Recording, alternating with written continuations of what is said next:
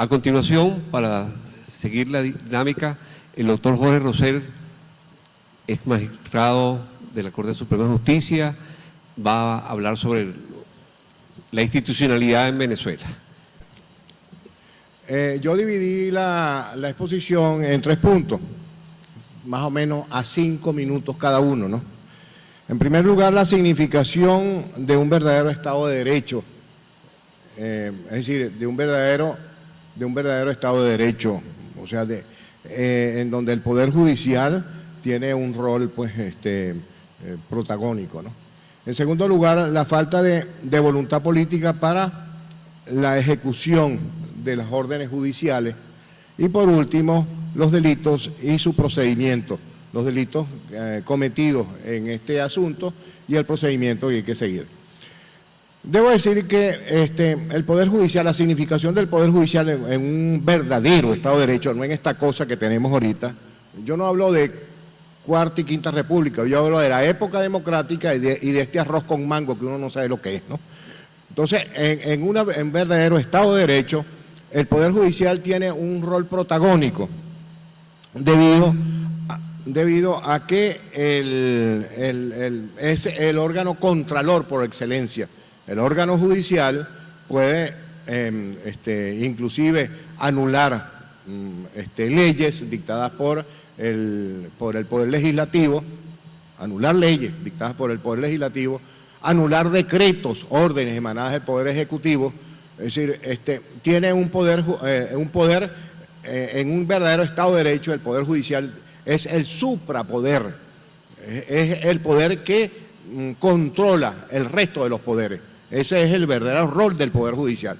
En un Estado de Derecho, en donde hay división de los órganos del Estado, cada órgano es independiente del otro, pero no solo en las funciones, sino fundamentalmente, lo más importante en estos casos, es la función contralora que hay de un órgano sobre los otros, y fundamentalmente la del Poder Judicial.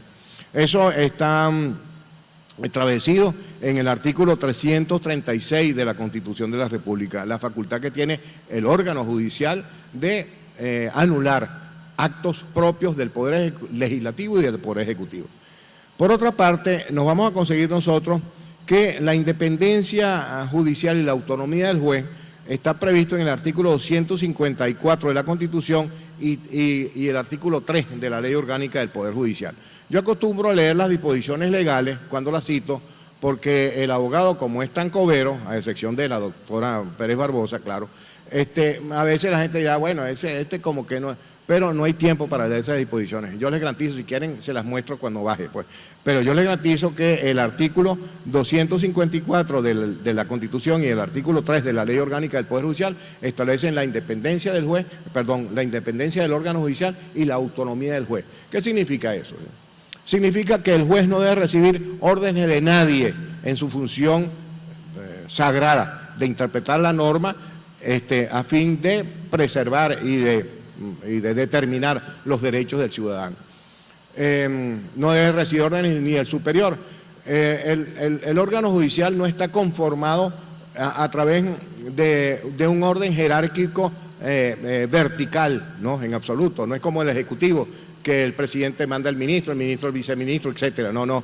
El Poder Judicial no hay jueces superiores, señores. En el Poder Judicial cada juez es independiente y autónomo en su sagrada misión de interpretar la norma jurídica. Entonces, esto significa que el juez debe ser autónomo, es decir, la autonomía está en la cabeza de cada uno de los jueces. Y esto conforma precisamente un Poder Judicial independiente. Es decir, con jueces autónomos constituimos un Poder Judicial independiente, cosa totalmente inexistente en Venezuela, totalmente inexistente. Ni hay autonomía del juez y por tanto, no hay autonomía del juez y por tanto no habrá independencia judicial. Por otra parte, nos conseguimos que el artículo 253 de la Constitución y los artículos 2 y 10 de la Ley Orgánica del Poder Judicial establecen la obligación de ejecutar la sentencia por parte del juez. Es decir, esa disposición dice más o menos lo siguiente: el juez está en la obligación de ejecutar su sentencia o de ordenar su ejecución. Y el mismo artículo 10 de la Ley Orgánica del Poder Judicial establece que el juez puede pedir la colaboración de los órganos públicos a fin de ejecutar su sentencia. Esto significa que están en la obligación, esos órganos públicos están en la obligación de ejecutar la sentencia cuando es dictado por el juez. Están en la obligación de prestar la colaboración para ejecutar la sentencia según el artículo 11 de la Ley Orgánica del Poder Judicial. Por otra parte, nos vamos a ver que cuando hay obstrucción de la ejecución de la orden judicial, según el artículo 110 de la Ley Orgánica del Poder Judicial, constituye un hecho punible, igual que el desacato previsto en la Ley de Amparo. El problema es precisamente, no está en la ley, señores, el problema está en el hombre o en el juez. Esta doctora que se acaba de ir, la doctora Carmen Elena Pérez Barbosa, tuvimos largos años en el Poder Judicial, ella en el ámbito de menores, eso se llamaba así, no niños adolescentes en esa época, y yo en el ámbito penal. Bueno, yo la vi ordenar, por ejemplo, en una oportunidad había una familia que había entrado ilegalmente, de colombianos que habían entrado ilegalmente a Venezuela, y, perdón, habían entrado legalmente, pero se habían traído ilegalmente a los hijos. Y entonces no querían otorgarle cédula de identidad a esos niños. Bueno, no podían inscribirse en los colegios, en las escuelas respectivas, debido a que no tenían identificación. Bueno, la doctora Carmen Elena Pérez Barbosa ordenó mediante un amparo a la identificación extranjería en esa época a fin de emitir la cédula de identidad a los dos menores. Inclusive, en principio, le dijeron que no podían poner, y entonces los amenazó con una averiguación penal, porque precisamente el desacato tiene una pena hasta de 4 años de prisión.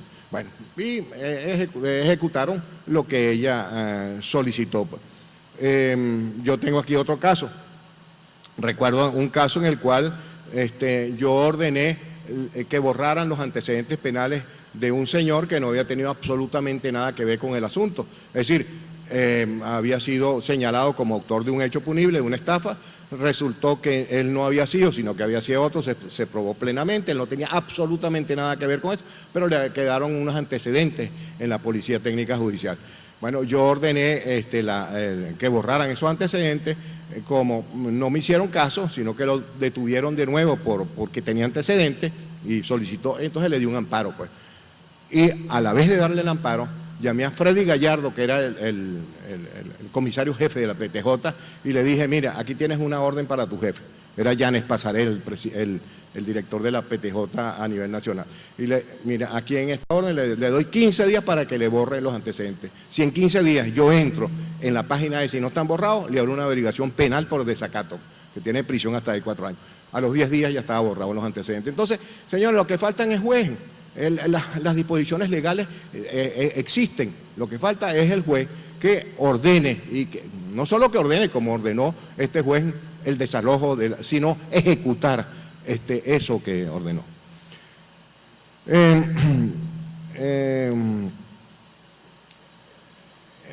Bueno, los artículos 29 y 31 del amparo que prevén delitos.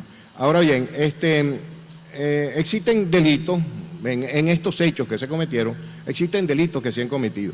En primer lugar, nos vamos a conseguir nosotros el de usurpación de inmuebles a través de la invasión, previsto en el artículo 471 del Código Penal. Por otra parte, hay el delito de violencia para impedir el funcionamiento de instituciones públicas, previsto en el artículo 216 del Código Penal.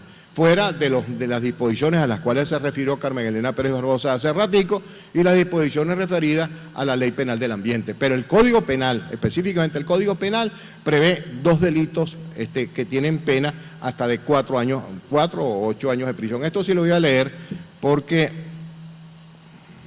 no vayan a creer que le estoy metiendo coba aquí a la gente, ¿no? Dice lo siguiente. 238. 216. El 216 establece lo siguiente. El que use de violencia o amenaza para impedir o perturbar las reuniones o funcionamiento de los cuerpos legítimamente constituidos, judiciales, políticos, electorales o administrativos, o de sus representantes, o de otra autoridad o instituto público como una universidad, será castigado con pena de 2 a 4 años de prisión. Indiscutiblemente, la invasión a través de violencia de esos terrenos significa que están obstaculizando las funciones propias de la universidad, razón por la cual esas personas están cometiendo el hecho punible en flagrancia, están cometiendo el hecho punible previsto en esa disposición. Y por otra parte, el artículo 471A del Código Penal establece lo siguiente: quien con propósito de obtener para sí o para un tercero provecho ilícito invada terrenos, inmuebles o bienhechurías ajenas incurrirá en prisión de 5 a 10 años de prisión. Entonces, esas son las disposiciones que claramente se están, las acciones en las cuales claramente están incurriendo las personas que están ocupando ese terreno, y debería, como ya lo asomó Carmen Elena Pérez Barbosa, ese es un hecho del cual tiene conocimiento la población. En este caso, el fiscal del Ministerio Público ha debido ordenar abrir la averiguación respectiva, y posteriormente el juez, debido a que es un hecho cometido, que se está cometiendo, un hecho por el cual debe iniciarse la averiguación y imponer las sanciones respectivas como se establece en la ley. Ahora, el problema serio, ya estoy terminando, el problema serio que tenemos en Venezuela es la pérdida de la institucionalidad. Aquí se ha perdido la posibilidad de que cada órgano realice su función. Aquí vemos claramente cómo, cometido un hecho, actuó un juez o actuó el Poder Judicial, ordenó el desalojo del terreno, y no hay quien ejecute el desalojo del terreno. Es decir, no hay la voluntad política, aun cuando los órganos del Ejecutivo Nacional, que son los que tienen la fuerza, porque el juez no tiene la fuerza para realizar, pues, o para ejecutar la sentencia, sino dictar la sentencia, esos órganos del Ejecutivo Nacional están en la obligación de realizar el desalojo, según las disposiciones a las cuales me referí. Y por otra parte, nos vamos a conseguir nosotros que hay delitos en flagrancia, delitos que están en este momento cometiéndose, razón por la cual es necesario abrir la averiguación respectiva y proceder por parte del fiscal del Ministerio Público, proceder a la averiguación y tomar la decisión penal correspondiente. Eso sucedería en un Estado de Derecho, pero desgraciadamente nos conseguimos con la anomia, nos conseguimos con la falta de institucionalidad propia de un verdadero Estado de Derecho. Muchas gracias.